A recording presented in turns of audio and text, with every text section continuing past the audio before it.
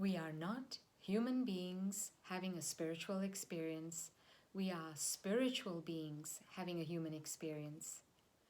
You may have heard this quote by French philosopher Pierre de Chardin. Sounds pretty good, doesn't it?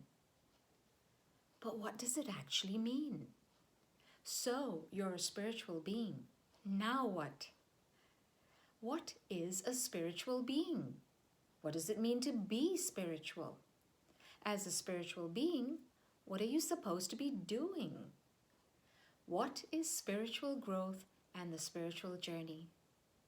What is the ultimate purpose of all spiritual pursuits? The answers to these questions and more can be found in this book, So You're a Spiritual Being, Now What? A straightforward guide to understanding and growing in your spiritual journey. The knowledge comes from the perspective of Vedanta. Vedanta is a spiritual science that comes from the cumulative wisdom of generations of great Himalayan sages. The content of this book is divided into two main themes. Part 1 is So You're a Spiritual Being, and Part 2 is Now What? In Part 1, So You're a Spiritual Being, I present fundamental concepts on spirituality, being spiritual, and the spiritual journey. Do you consider yourself spiritual rather than religious? There is a chapter on understanding the connection between the two. Being born as a human is a rare and precious gift. Find out what our unique human gifts are and how we can use them to attain the very purpose of life. There is a chapter dedicated to laying out the proof that we are spiritual beings. Yes, proof. A chapter not to be missed. And there is another chapter in Part 1 entitled Your True Nature. This is a very important chapter which gives the detailed understanding of what are the subtle components of our human nature, what is the ego, and what is spirit, our true nature. I explain the difference between soul and spirit and what prevents us from realizing our true spiritual nature. In Part 2, Now What? I present how to live as a spiritual being.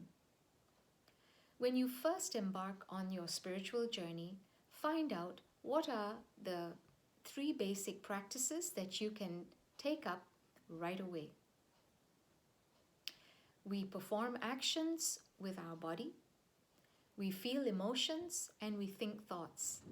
Vedanta provides a special discipline for each of these 3 aspects so that we can act, feel, and think in ways that will help us grow spiritually.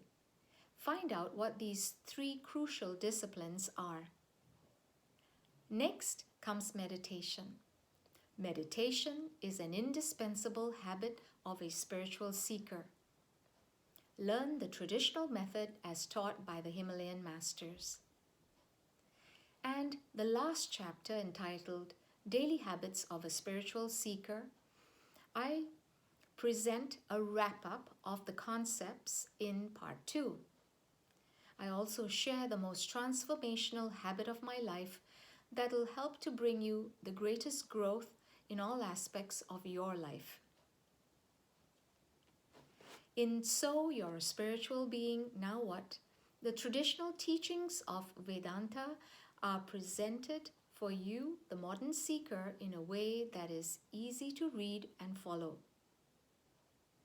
There are many everyday examples and analogies to break down subtle concepts to help you gain greater clarity and insight. If you are a sincere spiritual seeker, looking for the answers on how to grow spiritually, what is your goal, and what is your spiritual journey, then this book will surely help you achieve that. Click on the link below to find out more about this book and how you can purchase a copy for yourself. I look forward to being a part of your spiritual journey.